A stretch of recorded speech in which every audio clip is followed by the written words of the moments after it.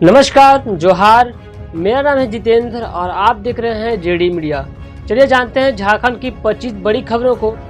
आज की पहली और बड़ी खबर, 6 जनवरी की शाम 6 बजे झारखंड पहुंचेंगे अमित शाह। रांची से चाईबासा और छत्तीसगढ़ तक का यह है कार्यक्रम। बताते चले कि केंद्रीय गृह मंत्री सह सहकारिता मंत्री अमित शाह 6 जनवरी 2023 की शाम 6 बजे झारखंड पहुँच जाएंगे।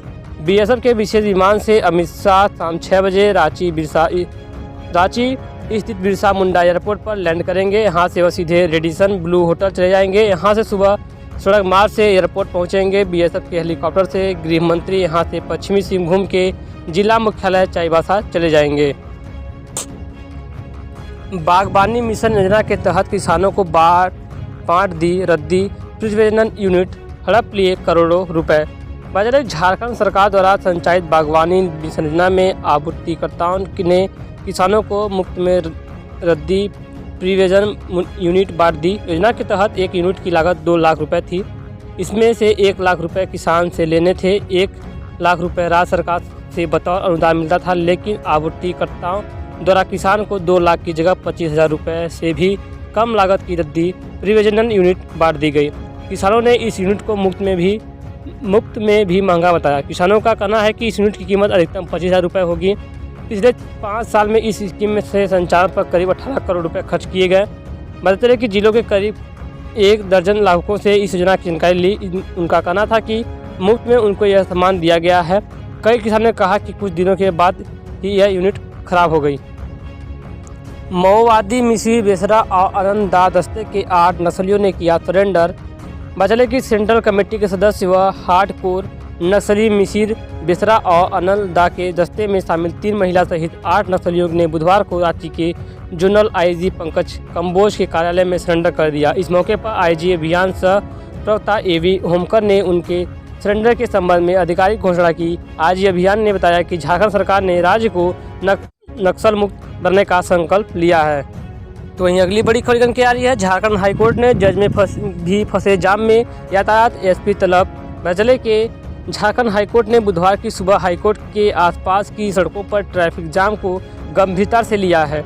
जाम में कई न्यायाधीशों की गाड़ियां भी फंस गई थीं। अब आम लोगों के साथ अधिकारी, अधिवक्ता, कर्मचारी भी जाम में फंसे रहे और देर से दफ्तर पहुंचे। नाराज हाईकोर्ट ने ट्रैफिक एसपी प्रभारी नौशाद आलम को सशरीर हाजिर होने का निर्देश दिया। जस्टिस रंजन मुखोपाध्याय व जस्टिस अनुरंजन नाथ की खंडपीठ ने दोपहर लगभग 12 बजे मामले की सुनवाई के दौरान सशरीर उपस्थित ट्रैफिक एसपी से यातायात बाधित होने का कारण पूछा।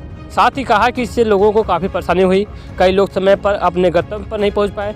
खंडपीठ ने नाराजगी जताते हुए ट्रैफिक एसपी को निर्देश दिया है कि तत्काल ट्रैफिक व्यवस्था को दुरुस्त किया जाए। ऐसी व्यवस्था बनाई जाए जिससे लोग परेशानी से बच सके। आए दिन ट्रैफिक जाम की समस्या से लोगों को गुजरना पड़ रहा है, लेकिन सुधार नहीं हो पा रहा है।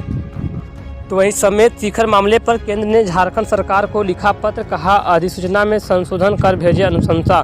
बदले केंद्र सरकार ने राज्य सरकार से समेत शिखर मामले में जारी किए गए नोटिफिकेशन में संशोधन करने के लिए अनुशंसा करने को कहा है। केंद्रीय वन एवं पर्यावरण मंत्री चंद्र प्रकाश गोयल ने इस संबंध में राज्य सरकार को पत्र लिखा है।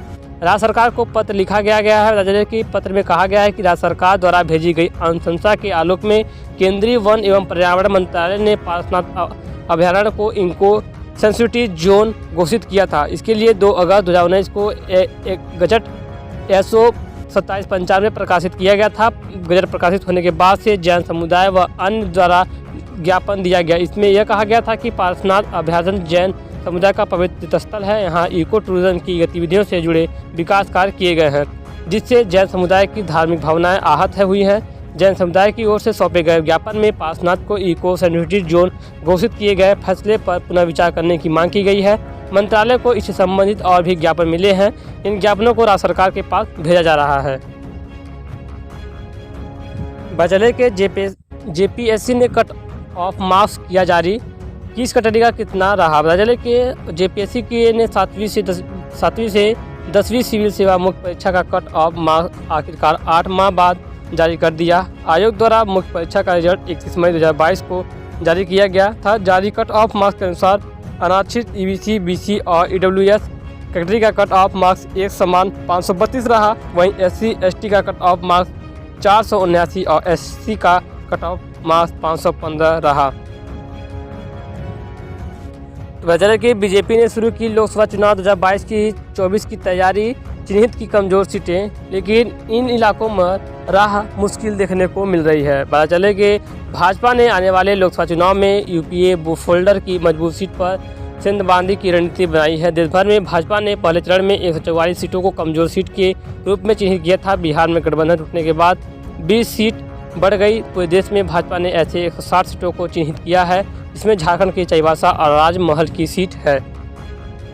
तो चले के झारखंड के सड़कों पर लगेंगे बॉडी वर्न कैमरा, ब्रेथ एनालाइजर समेत यह उपकरण मुख्य सचिव ने दिया निर्देश। चले के सड़क सुरक्षा को लेकर उपकरणों की खरीद कर उसका डिप्लॉयमेंट पूरे राज्य में 31 मार्च 2023 तक किए जाने का निर्देश मुख्य सचिव ने पुलिस मुख्यालय के संबंधित अधिकारी को दिया गया है। कहा गया है कि उपकरण की समीक्षा के बाद उसकी खरीद प्रक्रिया पूर्ण की जाए। इस प्रक्रिया में यदि अतिरिक्त राशि की जरूरत पड़ती है तो उस संबंध में पुलिस मुख्यालय के अधिकारी परिवहन विभाग को अधियाचना भेजेंगे। तो आपको बताते चले कि DVC लगाएगा 2200 मेगावाट क्षमता का सौर ऊर्जा प्लांट, जल्द ही तैयार होगा DPR।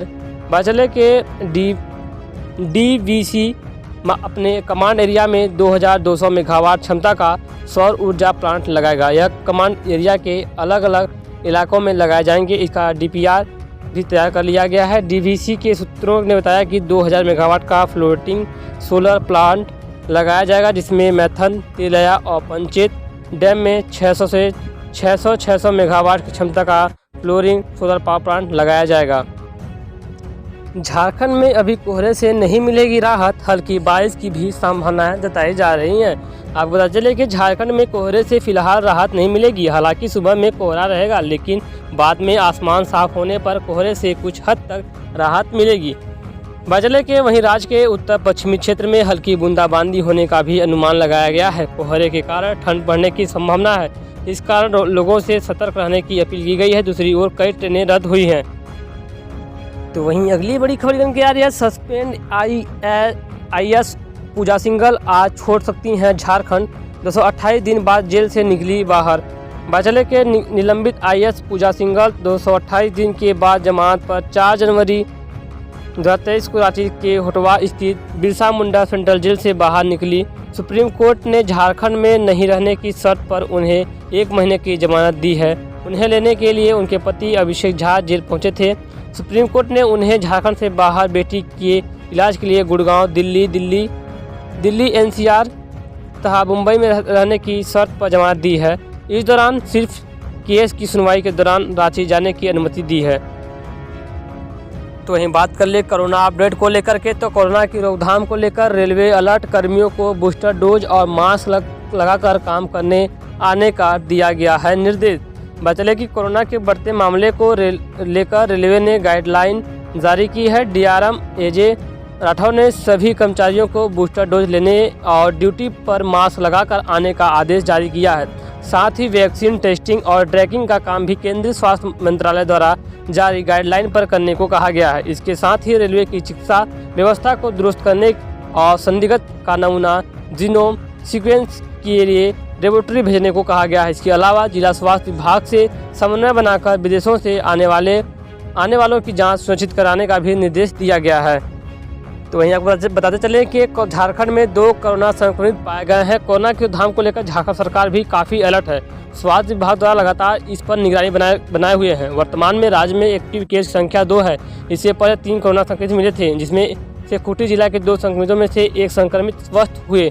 इस तरह से वर्तमान में राज्य में 2 कोरोना संक्रमित है। इसमें पूर्वी सिंहभूम जिला में 1 और खूंटी जिला में 1 कोरोना संक्रमित मिले हैं। पूर्वी सिंहभूम में मिले कोरोना संक्रमित का रिम्स में इलाज चल रहा है।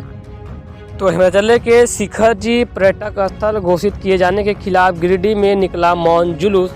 बदले गिरिडीह में समेत शिखर पार्श्वनाथ पर्वत को पर्यटक स्थल घोषित किए जाने के खिलाफ जैन समाज के ने गुरुवार को गिरिडीह में मौन जुलूस निकाला। गिरिडीह के बड़ा चौक स्थित दिगंबर जैन मंदिर से निकाले गए मौन जुलूस में सैकड़ों की संख्या में महिला, पुरुष व बच्चे शामिल हुए।